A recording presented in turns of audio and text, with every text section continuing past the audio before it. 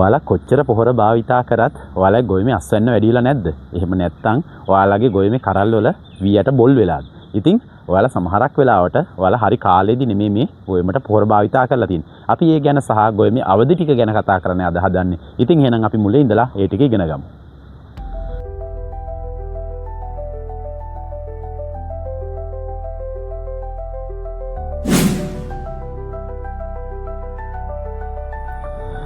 සුබ දවසක් ඔයාලා හැමෝටම. ඉතින් අද ඔයාලට තවත් ඉතාමත් වැදගත් වෙන කාලෝචිත මාතෘකාවක් යටතේ අද අපි කතා කරන්න උත්සාහ කරන්නේ. ඉතින් මේ අද අපි කතා කරන්නේ මේ ලංකාවේ වැඩිපුරම ප්‍රමාණයක් වගා කරන ප්‍රධාන භෝගයක් වන වී වගාව ගැන. ඉතින් වී වගාව ගැන සම්පූර්ණයෙන් දැනගෙන මේ දිනවල තියෙන ප්‍රධාන අඩුපාඩු ටික අපි අවම කරගන්න තමයි උත්සාහ කරන්නේ. ඉතින් අපි බලමු වී වගාව ගැන. වී වගාවේ අපි මෙයාලා ගැන කතා කරන්න හදනකොට ඉතින් අපි ඉස්සෙල්ලාම හඳුනා ගන්න ඕන ඔබ වගා කරන වී වර්ග මොනවද කියලා. ඉතින් ඔබ නොයෙකුත් වී වර්ග වගා කරනවා ඇති. ඒ අතර මේ මම කතා කරන වී වර්ග ප්‍රධාන වෙනවා. ඉතින් මේ වී ගත්තාම කාණ්ඩ කිහිපයකදී අපි කතා කරනවා. එකක් තමයි අපි ප්‍රධාන වශයෙන් අපි කතා කරන වී වර්ග මාස 2කමාරේ වී වර්ග. එතනින් ගියාම මාස 3 වී වර්ග තියෙනවා. මාස 3කමාරේ තියෙනවා. ඒත් එක මාස 4කමාරේ වී වර්ග අපි බොහෝ විට භාවිතා කරනවා. ඉතින් මේකිනුත් මාස 2කමාරේ වී වර්ග විදියට අපි බහුලව භාවිතා කරනවා BG 250, BG 251, ඒත් එකම BG 252, LD 253 වගේ වී වර්ග අපි මාස 2කමාර කාණ්ඩයේදී කතා කරනවා. ඒත් එක මාස 3 වී වර්ග විදියට අපි BG 300, ඒත් එකම AT 303, ඒත් එකම BG 308, ඒත් එකම AT 313 වගේ වී වර්ග අපි බහුලව භාවිතා කරනවා. ඒත් එකම වැඩිම වී වර්ග ප්‍රමාණයක් අපිට තියෙන මේ මාස 3කමාර වී කාණ්ඩයේදී. ඒකෙදී අපි ගත්තාම BG 352 ලංකාවේ වැඩිපුරම වගා කරන වී ප්‍රභේදය. ඒත් එකම BG 357, BG 94න් එක. ඒ කියන්නේ අම්පාර වගේ දිස්ත්‍රික්කවල වැඩිම වගා කරන වී ප්‍රභේදය. ඒත් එකම BG 359, ඒත් එකම BG 360, AT 362, BG 366, ඒත් එකම BG 374, ඒත් එකම AT 378, ඒ වගේ වී ප්‍රභේද විශාල ප්‍රමාණයක් අපේ මේ මාස 3කමාර කාණ්ඩයට අයිති වෙනවා.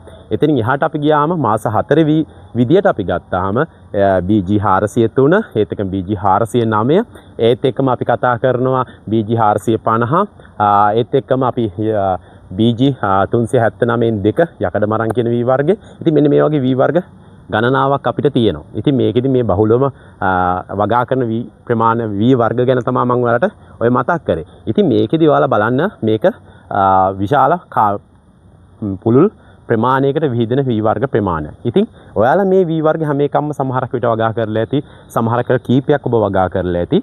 නමුත් ඔබ මේ කුමන වී වර්ගයක කුමන ආකාරයෙන් වගා කරත් ඔබ හැමදාම එකම පොහොර ප්‍රමාණය එකම විදියට මේවට භාවිතා කරලා ඇති. සමහරක් වෙලාවට එකම එක ආකාරي කෘෂි රසායනික මේවට පාවිච්චි කරලා ඇති. නමුත් ඔබ දන්නවද මේ වී වර්ග ඔක්කොගෙම අවදි කීපයක් තියෙනවා. ප්‍රධාන වශයෙන් වර්ධක අවධිය, ඒත් එකම ප්‍රජනක අවධිය, ඊට පස්සේ පරිණත වීමේ අවධිය. එහෙම නැත්නම් මේරීමේ අවධිය. ඉතින් මේකේ මේ ප්‍රජනන අවධිය සහ පරිණත වීමේ අවධිය මේ වී වර්ග සියල්ලගේම සමාන වුණත් මේ වී වර්ග වල වෙනස් වෙන එකම අවධිය තමයි වර්ධක අවධිය. ඉතින් මේ වර්ධක අවධිය අනුව ඉතින් මේ වර්ධක අවධියේදී තමයි අපි මෙයාට වැඩිපුරම පෝෂණයක් දෙන්නේ. ඉතින් මේ වර්ධක අවධිය අපි හරියට කළමනාකරණය කරගත්තේ නැත්නම් අපි බලාපොරොත්තු වෙන අස්වැන්න අපිට ගන්න බැරි වෙනවා.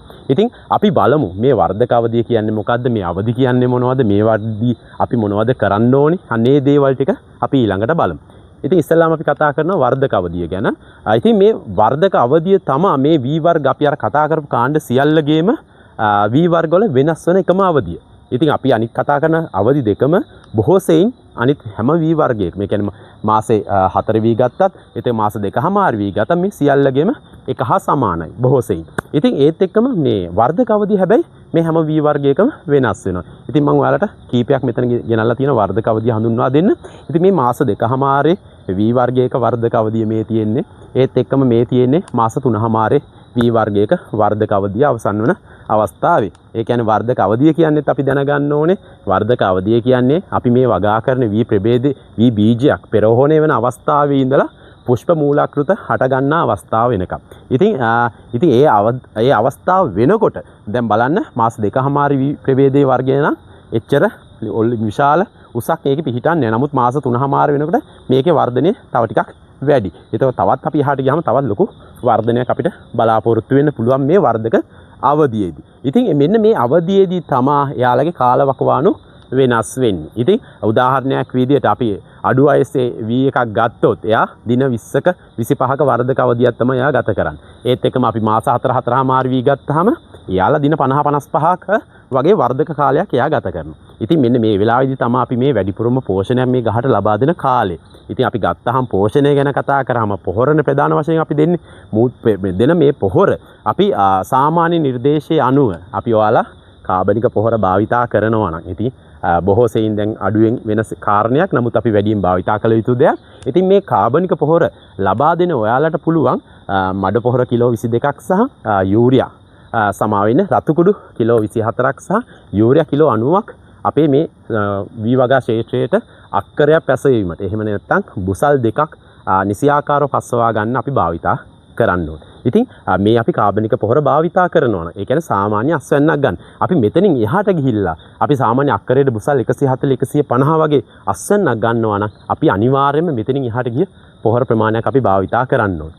ඒකට ප්‍රධානම හේතුව තමයි අපි දැන් මාසේ වගේ වෙන ගොයමේ සමහරක් වෙලාවට මේ පෝෂක ඌනතා විශාල වශයෙන් මතුවෙනවා. ඉතින් අපි මේ පොහොර අපි දැන් ශේෂ්ත්‍රයේ ගොඩාක් අවම වීගෙන යන්නේ. ඉතින් අපි බාහිරින් ලබා දීම වැඩි වෙලා තියෙනවා. ඉතින් අපි මේකෙදි අපි උදාහරණයක් විදිහට අපි මඩ පොහොර ගත්තොත් අපි කිලෝ 22 අපි කිලෝ 40 45 දක්වා වැඩි කරගත යුතුයි. ඒත් එකම රතු කුඩු ගත්තහමත් කිලෝ 24 MOP 24 අපි 45 දක්වා වැඩි කරගත යුතුයි. එහෙම කරොත් තමයි අපි මේ බුසල් වැඩි ප්‍රමාණයක් අරන් අපි මේ අභියෝගේ ජය ගන්න පුළුවන් වෙන්නේ. අපි යූරියා කියන එකත් ශේෂ්ඨේ පවතින ආකාරය අනුව වැඩි කරගත යුතුයි. ශේෂ්ඨ ගොඩක් අවමෝ තියෙනවා නම් අපි කිලෝ 125 දක්වා මේ අණුවත් අපි වැඩි කරගත යුතුයි. එහෙම වුණොත් අපිට පුළුවන් අර අපි බලාපොරොත්තු වෙන බුසල් 150 200 කියන මෙන්න මේ ඉලක්කයට අපිට ගමන් කරන්න. ඉතින් එහෙම අපි කරන්න ඕනේ. ඉතින් මේ වැඩිම පොහොර ප්‍රමාණයක් අපි භාවිතා කරන්නේ ගොඩක් වෙලාවට මේ වර්ධක අවධියේදී. ඉතින් වර්ධක අවධියේදී අපි මේ පොහොර භාවිතා කළ යුතුයි. මොකද වර්ධක අවධිය අවසන් වෙනවත් එක්කම මෙයා පුෂ්ප මූලාකෘත හට ගන්නවා ගොයන් ශාකයේ ඇතුළේ. ඉතින් අපි කඳ අපි වෙන් කරලා අපි ભેදනය කරලා අපි බැලුවොත් එහෙම ඒකෙදි අපිට හඳුනා ගන්න පුළුවන් මේ පුෂ්ප මූලාකෘත කඳ ඇතුලේ අග්‍රස්තය ඇතුලේ ඇති වෙනවා. ඉතින් ඒ ඇති වෙන කාලය වෙනකොට අපි යාට අවශ්‍ය පෝෂණය නිසියාකාරව ලබා දෙන්න ඕනේ. එහෙම නැත්නම් අපි බලාපොරොත්තු වෙන කරල අපිට හම්බෙන්නේ නැහැ. ඉතින් ඒ කාලයේදී තමා එයා තීරණය කරන්නේ අපි මේ වී කරලේ වීයට කොච්චර සංඛ්‍යාවක් හදනවද, කිනිති කොච්චර සංඛ්‍යාවක් හදනවද, අපි කොහොමද මේ වී කරල එළියට ලබා දෙන්නේ කියන එක එයා තීරණය කරනවා. ඉතින් ඒ අවධියේදී එයා පෝෂණයෙන් අඩු වෙලා තිබුණොත් එයා අපිට බලාපොරොත්තු වෙන අස්වැන්න දෙන්නේ නැහැ. ඉතින් අපි මේකත් හරියටම ගර්භණී මාතාවක් වගේ තමයි. එයා ඒ කාලේදී තීරණය කරන දේවල් තමයි පසු කාලීනව අපිට ලබා දෙන්නේ. ඉතින් අපි ඒකදී වර්ධක අවධියේදී මේ අපේක්ෂිත හොඳ පොහොර භාවිතයක් අපි අනිවාර්යෙන් සිද්ධ කරන්න ඕනේ. ඉතින් මේ අවධියවලත් අපි පොහොර භාවිතා කිරීමේදී අපි මඩ පොහොර නම් වපුරන අවස්ථාවේ ලබා දෙනවා. ඒත් එක්කම අපි යූරියා පොහොර 140ක් වගේ ප්‍රමාණයක් අපි වල් මර්ධනය කරනවත් එක්කම අපි භාවිතා කරනවා. ඒත් එක්කම එතනින් එහාට අපි ගියාම සති 4 වගේ කාලය වෙනකොට අපි අර MOP පොහොරත් අපි මේ යූරියා සමග එකතු කරලා කඩ පාවිච්චි කරන්න ඕනේ. ඒකෙදි තමයි අපිට වැඩි අස්වැන්නකට යන්න පුළුවන් වෙන්නේ. ඉතින් උප්පරිම පොහොර අපි කඩ ලබා දෙන තරමට අපේ අස්වැන්න වැඩි වෙනවා. ඉතින් නිසකවම සිද්ධ කළ යුතු දෙයක් තමයි මේක.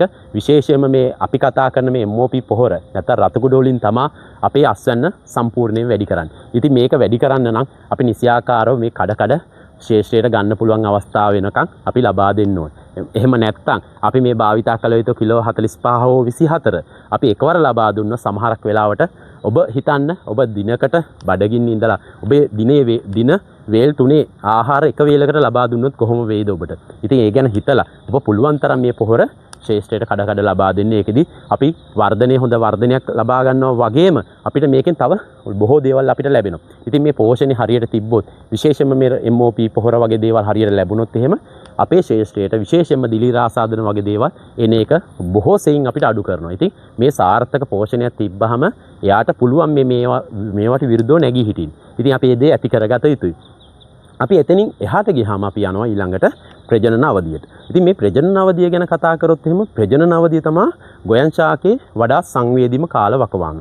හරියට අපි ගර්භණී මාතාව වගේ තමයි.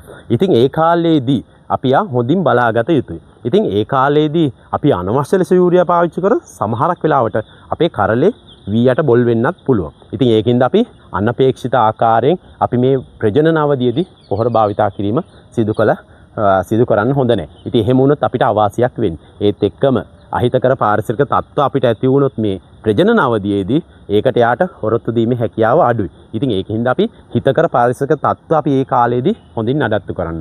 ඒකේ හොඳ වතුර ප්‍රමාණයක් අපි නඩත්තු කරන්න ඕන. ඉතින් මේ ප්‍රජනන අවධියේත් අපි අවස්ථා තුනකට බෙදා ගන්නවා.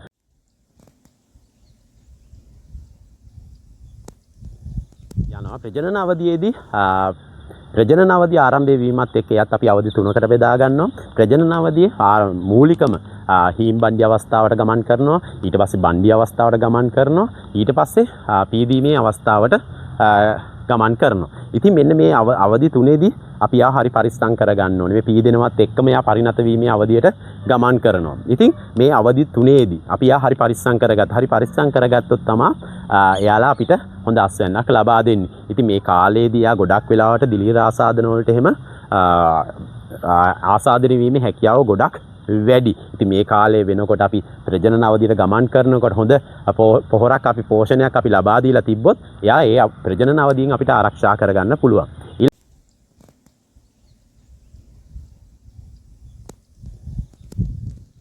ඊළඟට අපි පරිණත අවධියට ගියාම පරිණත අවධියත් අපි කොටස් තුනකට බෙදා ගන්නවා. මේකෙදිත් අපි ආරම්භයේදී දැන් පීදිලා තියෙන්නේ පීදිච්ච ගොයමේ අපි පළවෙනි අවධිය හඳුන්වනවා කිරි වැදීමේ අවධිය. ඉතින් මේ කිරි වැදීමේ අවධිය සතියක ආසන්න කාලයක් එයා ගත කරනවා. ඊට පස්සේ කිරි ඝනවීම ඊළඟට සිද්ධ වෙනවා.